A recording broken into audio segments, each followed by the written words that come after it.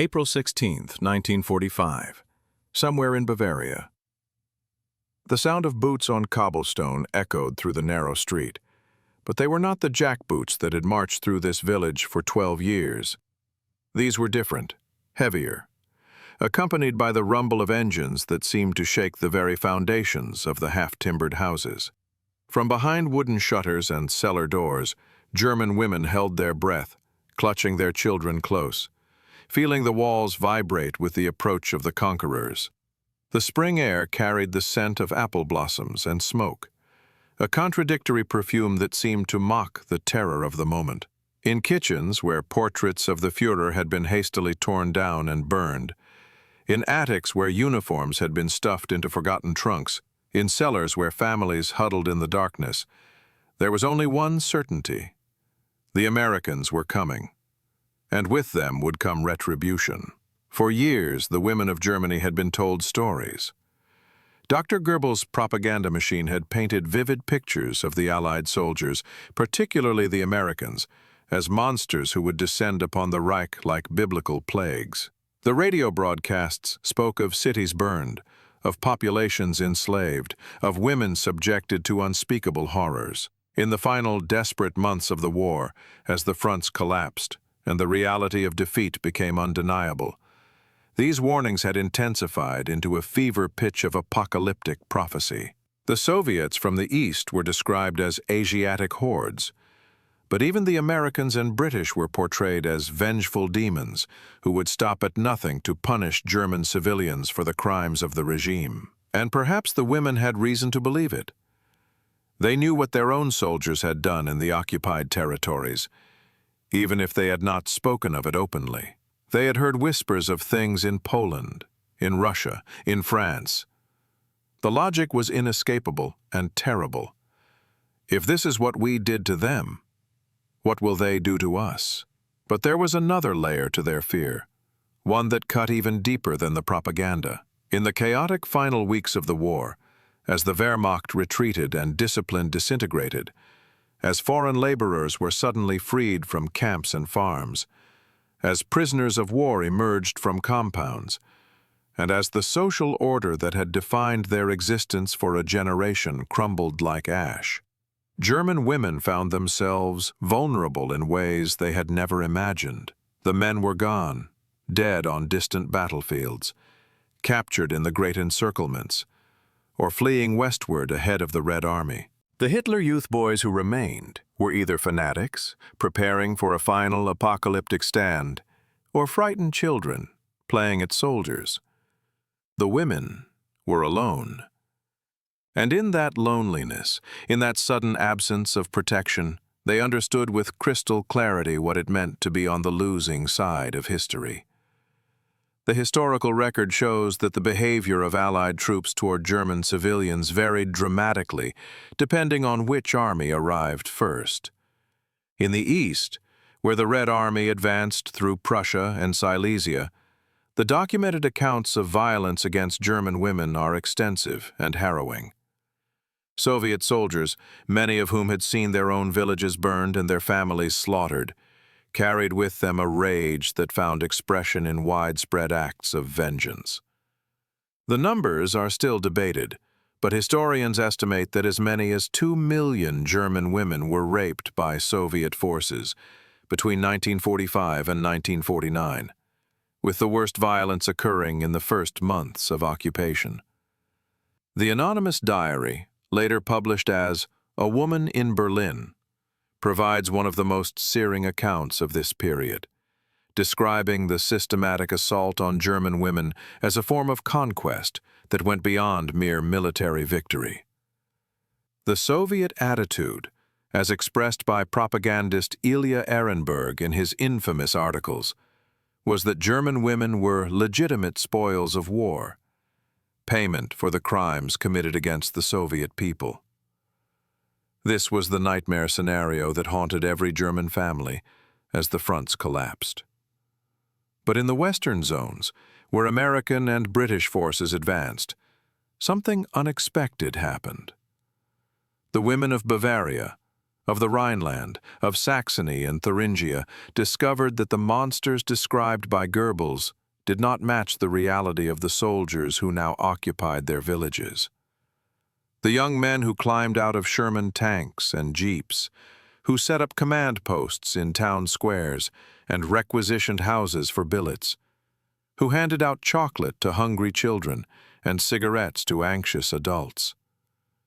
These men were not the demons of propaganda. They were farm boys from Iowa and factory workers from Detroit, college students from California and mechanics from Texas. Many of them had German surnames themselves, descendants of the great migrations of the previous century. They chewed gum, a habit that fascinated German children. They played baseball in village squares, a game that seemed incomprehensible to locals. They listened to jazz on portable radios, music that had been banned as degenerate under the Reich.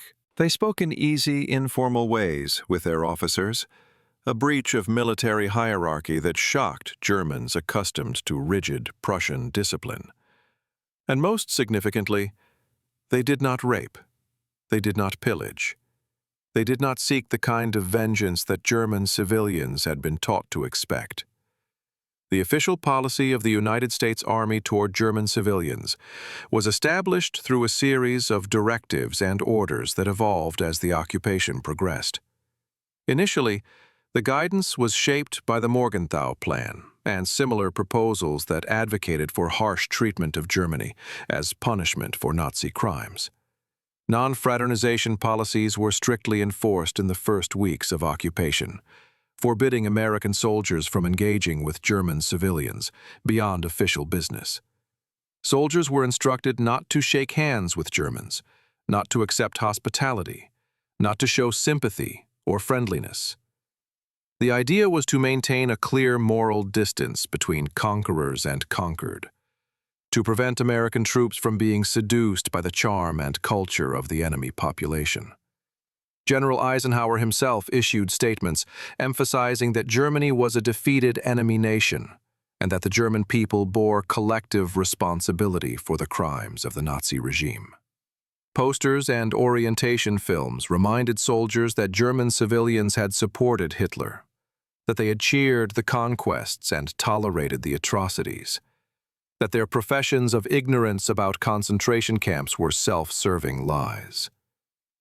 Yet, despite these policies, something fundamental in the American character resisted the logic of collective punishment. The official directives existed in one realm, but the actual behavior of individual soldiers on the ground reflected a different set of values.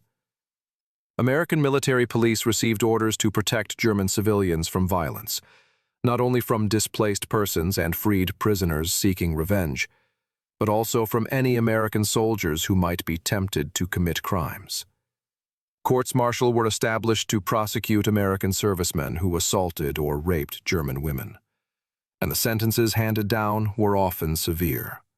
The contrast with the Eastern Front could not have been more stark. While Soviet commanders often tacitly approved of violence against German civilians as a form of rough justice, American commanders enforced discipline with an iron hand. A soldier convicted of rape could face execution or lengthy imprisonment, regardless of what the victim's nation had done during the war. This was not mercy toward Germany. It was adherence to a code of military justice that transcended the immediate circumstances of occupation. In the village of Kronach in Upper Franconia, Maria Eisner experienced this protection firsthand. Her account, preserved in the archives of the Institut für Zeitgeschichte in Munich, describes the arrival of American troops on April 14, 1945. The local Nazi officials had fled the day before, taking with them what vehicles and supplies they could carry. The remaining population, mostly women, children, and elderly men, waited in terror. Rumors had circulated that a column of freed Russian prisoners was moving through the area, that there had been violence in nearby villages, that the collapse of order meant anyone could do anything without consequence. When the Americans arrived, they immediately established a command post and posted guards throughout the village. That first night, a group of former forced laborers, emboldened by their sudden freedom and burning with years of accumulated resentment, attempted to break into houses on the edge of town. American military police intervened, firing warning shots and detaining the would-be attackers. Maria Eisner wrote that she could not understand it. These American soldiers, whose country we had declared war upon, whose friends had died fighting our army, were now standing between us and harm. Why would they do this? We were their enemies. We deserved whatever revenge they wished to take. The answer to her question lay not in military strategy or occupation policy, but in something deeper, in the American ideological framework. The United States had entered the war with a clear distinction between the Nazi regime and the German people, even if that distinction became blurred in the heat of total war. The Atlantic Charter, signed in 1941, outlined principles for the post-war world that included self-determination and freedom from want and fear for all peoples. Roosevelt's speeches repeatedly emphasized that America was fighting against totalitarian systems, not against entire populations. This was not mere propaganda. It reflected a fundamental American belief in individual responsibility rather than collective guilt, in the possibility of redemption rather than permanent condemnation. The American soldiers who now occupied German villages had been raised in a democracy where the rule of law mattered, where individual rights were protected, where might did not automatically make right. They had been taught that what made America exceptional was not its military power, but its moral principles. And now, in the conquered villages of Bavaria and Hesse, they were expected to demonstrate those principles in practice. The protection offered by American forces took many forms. In Stuttgart, when a mob of displaced persons threatened to attack the civilian population in retaliation for their treatment in labor camps, American soldiers formed cordons around German neighborhoods and dispersed the crowd with a combination of force and negotiation. In Würzburg, American military government officers established procedures for German women to report assaults and seek protection, treating such complaints with the same seriousness they would have given to crimes against American civilians. In countless small villages, American patrols intervened in situations that might otherwise have descended into violence. The official records of the American military government in Bavaria document hundreds of such incidents in the spring and summer of 1945, each one a small story of protection extended to people who had, until weeks before, been classified as enemies. But the shock experienced by German women went beyond mere physical protection. They had expected conquerors. They encountered something that did not fit into their categories of understanding. The American soldiers shared their rations with hungry children, even though orders against fraternization technically forbade such generosity. They requisitioned houses for billets, but often left the families in place, sharing living space in arrangements that would have been unthinkable under Nazi occupation policies in the East. They brought with them a casual democracy that seemed to dissolve the rigid hierarchies German society had taken for granted. A German woman might see an American private addressing a captain with an informality that would have resulted in court-martial in the Wehrmacht. Yet the captain would respond without apparent offense.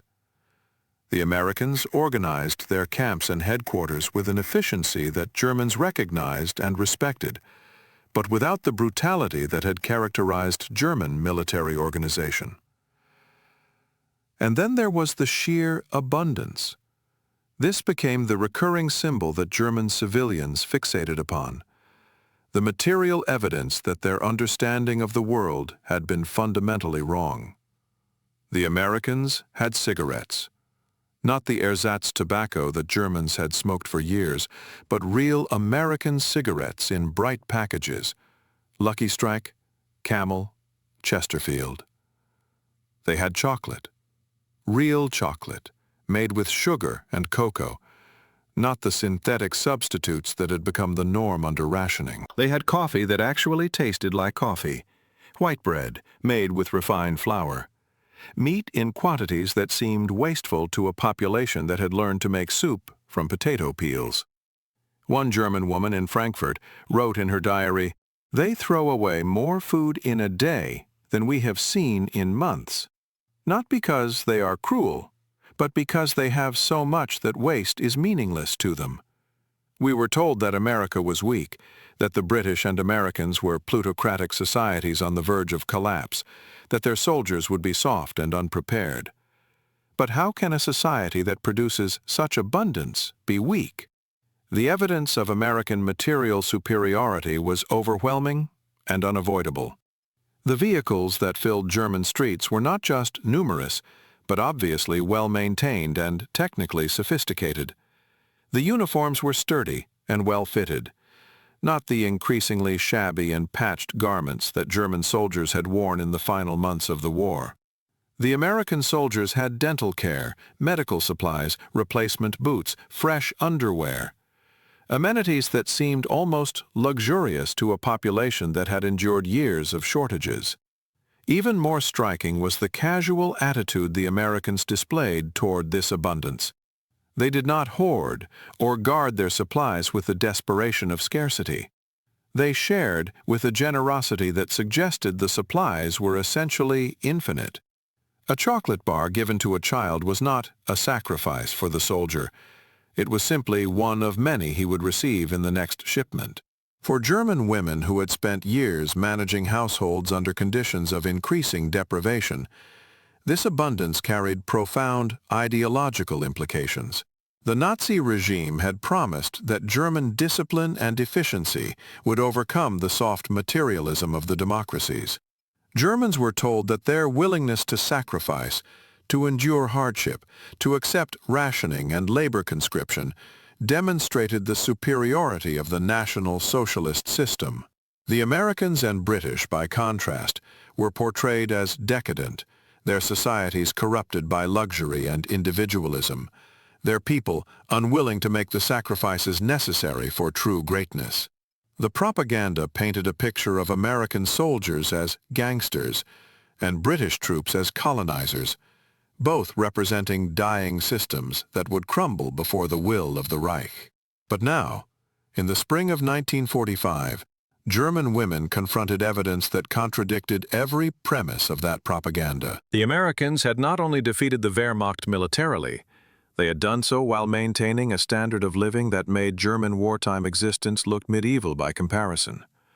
They had mobilized their economy without starving their people, equipped their army without impoverishing their civilians, fought a two-front war across two oceans while still producing consumer goods and maintaining domestic prosperity. The chocolate bar, the cigarette, the white bread, these were not just foods. They were proof that democracy could generate abundance, that freedom and prosperity were compatible, that the Nazi promise of greatness through sacrifice had been a lie from the beginning. The transformation in perception happened gradually, but the testimonies collected in the years after the war reveal a consistent pattern. Initial terror gave way to confusion, confusion to cautious observation, observation to reluctant acknowledgement, and acknowledgement to a fundamental re-evaluation of everything they had been taught. Gisela Hartmann, interviewed in 1948 by American military government researchers, describes her experience in a small town near Regensburg. When they first came, we hid in the cellar, certain that we would be killed, or worse. But they simply walked past our house. Then they began setting up what they called a checkpoint at the crossroads. We watched them through cracks in the shutters. They were so young, some of them. Boys, really. They laughed and smoked and played cards. One of them had a photograph of a girl, and they were teasing him about her. It seemed so normal, so human. We had thought of them as some kind of machine, an American war machine. But they were just people. This recognition of shared humanity was perhaps the most subversive element of the American occupation. The Nazi ideology had depended on dehumanization, on the classification of peoples into hierarchies of worth, on the belief that some races were inherently superior and others inherently inferior. The Americans arrived as members of a democracy that at least theoretically rejected such hierarchies, even if American society in 1945 was itself still grappling with racial segregation and inequality. The African-American soldiers in segregated units presented German civilians with another ideological contradiction. Here were men whom Nazi propaganda had classified as racially inferior, yet they wore the uniform of the victorious army. They operated complex military equipment. They carried themselves with dignity and confidence. Some German civilians, steeped in Nazi racial theories, initially refused to accept orders from Black American soldiers, only to discover that the military government did not tolerate such attitudes, and that German opinions about racial hierarchy no longer mattered. The protection of German civilians from revenge attacks became a recurring point of astonishment in post-war testimonies. In Dachau, when local residents were forced to tour the concentration camp and confront the evidence of crimes committed in their vicinity, some American soldiers had to physically restrain freed prisoners and displaced persons from attacking the German civilians. The hatred felt by the victims was visceral and understandable, but American military police maintained order, preventing the cycle of violence from continuing. A woman from Dachau town later wrote, "I saw what had been done in that place. I had told myself I did not know, but that day I could not deny it anymore. And I knew that the people who had survived that hell would want us to suffer. I expected it. But the Americans would not allow it. They kept us apart. They said there would be justice, but it would be legal justice, in courts, with evidence and trials. I did not understand why they would bother with such things for us."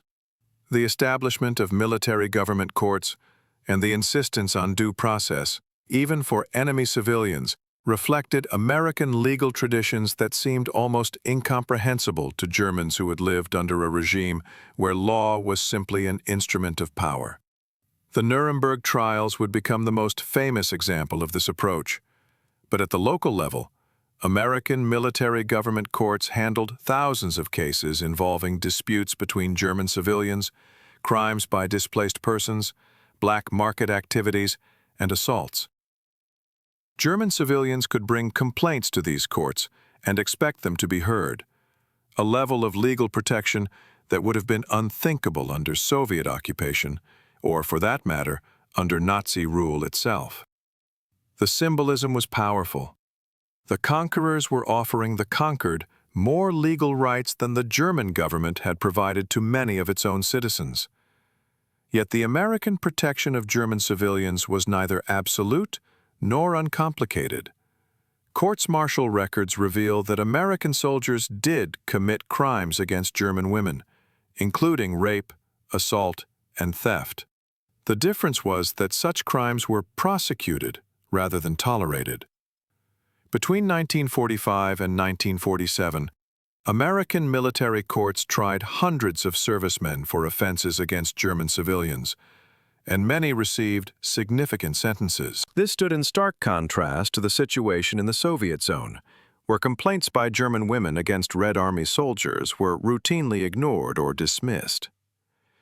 The message sent by American military justice was that German civilians had certain rights that even American soldiers could not violate, that military victory did not grant unlimited license to the victors. This was a revolutionary concept for people who had been taught that might makes right, that the strong do as they will, and the weak suffer as they must. The food shipments that began arriving in the summer of 1945 provided another symbolic turning point. Germany was facing starvation. The collapse of the transportation system, the disruption of agriculture, the loss of food-producing territories in the east, and the chaos of millions of displaced persons all converged to create a humanitarian crisis. The official ration in many German cities fell below 1,000 calories per day, well below the minimum needed for survival. Children showed signs of malnutrition. Elderly people died in their homes, too weak from hunger to seek help. The black market flourished as people traded family heirlooms for bread. Under these circumstances, the Allies faced a choice. Let the German population suffer the consequences of the war their government had started, or intervene to prevent mass starvation. The American response revealed the limits of collective punishment.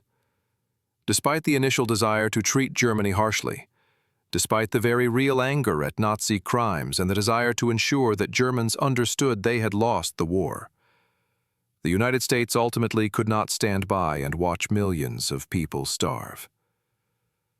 Food shipments began arriving under the Government and Relief in Occupied Areas program, GARIOE, providing the basic calories necessary to prevent famine. This was not generosity in the traditional sense. It was calculated policy, based on both humanitarian concerns and practical considerations about preventing chaos and the spread of communism. But to German civilians receiving American wheat and powdered milk, the distinction hardly mattered. They were being fed by the people they had been taught to hate, protected by soldiers they had been told would destroy them. The contrast with Nazi occupation policies in the East could not have been more stark, and German civilians who had fled westward from the advancing Red Army brought with them stories that made the comparison explicit. Under German occupation, Soviet civilians had been treated as subhuman laborers to be worked to death. Their food supplies confiscated, their villages burned. The Hunger Plan, developed by Nazi administrators, deliberately aimed to starve millions of Soviet citizens to death in order to free up food supplies for Germany. German soldiers had been encouraged to view Soviet civilians with contempt, to take what they wanted without concern for the consequences. Now those same principles were being applied in reverse by the Red Army in the East. While in the West, the Americans were feeding their former enemies. This created a profound psychological crisis for German women, trying to understand their place in this new reality. The ideology they had lived under for 12 years provided no framework for comprehending generosity from conquerors, protection from enemies, or abundance from a supposedly inferior system. Every chocolate bar, every intervention against a revenge attack, every courtroom proceeding that treated a German civilian as a person with rights, chipped away at the Nazi worldview. But what would replace it? The testimonies from this period reveal confusion, guilt, resentment, gratitude, and shame, all mixed together in a psychological stew that defied easy categorization. Some German women responded with what can only be described as cognitive dissonance, maintaining Nazi beliefs even in the face of contradictory evidence. They told themselves that the Americans were only behaving well temporarily, that the real horror would come later, that this was all part of some elaborate deception. Others swung to the opposite extreme, embracing the Americans as liberators and denying any connection to the Nazi regime, claiming they had always been secret opponents of Hitler. But many occupied a more complex middle ground, gradually and painfully acknowledging that they had been lied to, that their understanding of the world had been fundamentally wrong, that the system they had supported had been not just defeated, but morally bankrupt. The young German women who began relationships with American soldiers, the Fräuleins who would later give birth to thousands of occupation babies, represented one form of this transformation. The non-fraternization policy was officially abandoned by the end of 1945, acknowledging the reality that soldiers and local women were interacting, regardless of official prohibitions. These relationships were controversial and often exploitative, with a significant power imbalance between well-fed occupiers and desperate civilians.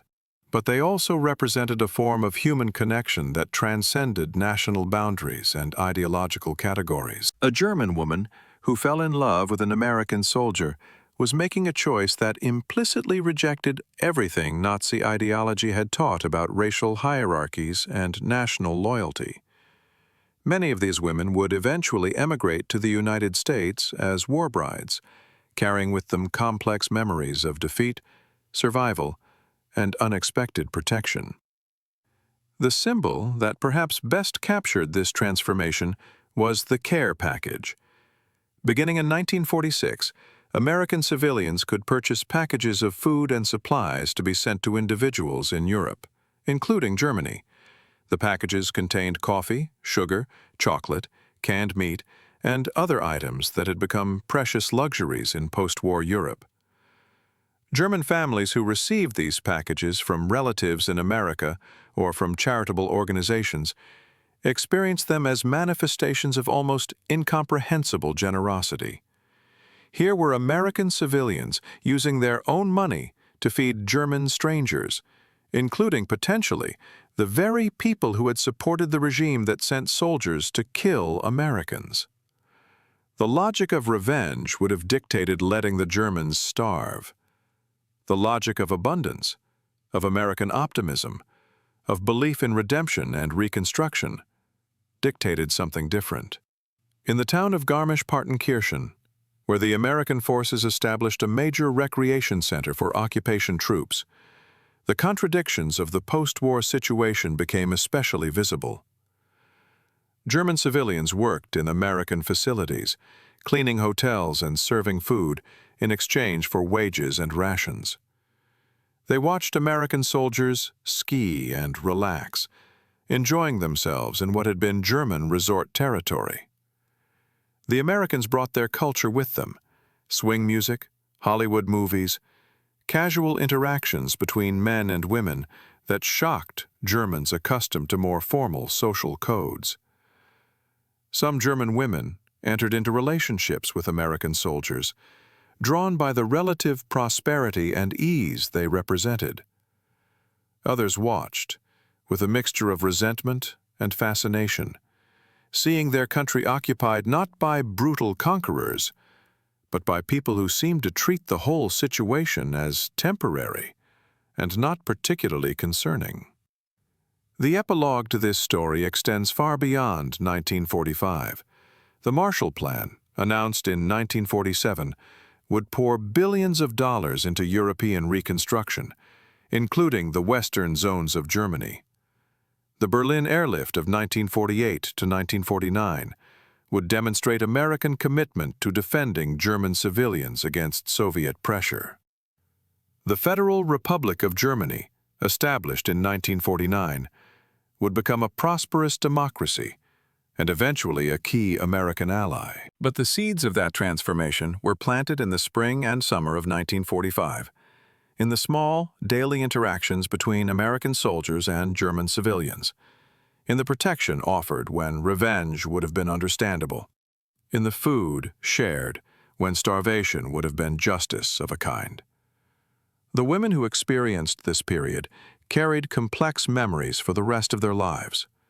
They had been raised under one ideological system, had seen it collapse into ashes, and had discovered that their former enemies treated them with more humanity than they had been led to expect. This did not erase the crimes of the Nazi regime. It did not absolve Germans of responsibility for what had been done in their name. It did not mean that American occupation was perfect or that all American soldiers behaved honorably. But it did reveal a fundamental truth about the nature of democracy and totalitarianism. The totalitarian system had promised strength through cruelty, greatness through domination, security through the elimination of enemies. The democratic system, for all its flaws and contradictions, operated on different principles: law, rather than arbitrary power, individual rights rather than collective punishment, abundance rather than the cult of sacrifice. The chocolate bar that an American soldier handed to a hungry German child in the ruins of Nuremberg was not just food. It was a symbol of a different kind of civilization, one that could produce so much that sharing required no sacrifice, one that could distinguish between an enemy regime and the people who had lived under it, one that could offer protection even to the defeated. The German women who received that protection, who accepted that food, who began the slow process of rebuilding their lives under occupation, were experiencing something that contradicted everything they had been taught. They had expected monsters and found humans. They had expected starvation and found abundance. They had expected revenge and found, if not forgiveness, at least a form of justice that acknowledged their humanity. This was the shock of encountering democracy after totalitarianism. The disorientation of discovering that the world was not as they had been told. The painful process of acknowledging complicity, while also accepting the possibility of a different future. In the ruins of German cities, in the occupied villages of Bavaria and Hesse, in the face-to-face encounters between German women and American soldiers, a transformation occurred that would reshape Europe and the world. It was not a simple story of liberation or salvation. It was a complex, contradictory, often uncomfortable process of learning that abundance and freedom were not signs of weakness, but sources of strength, that democracy could wage war and win, and that even in victory, the values of law and human dignity could persist. The American protection of German civilians from revenge in 1945 stands as one of the great ironies of the 20th century.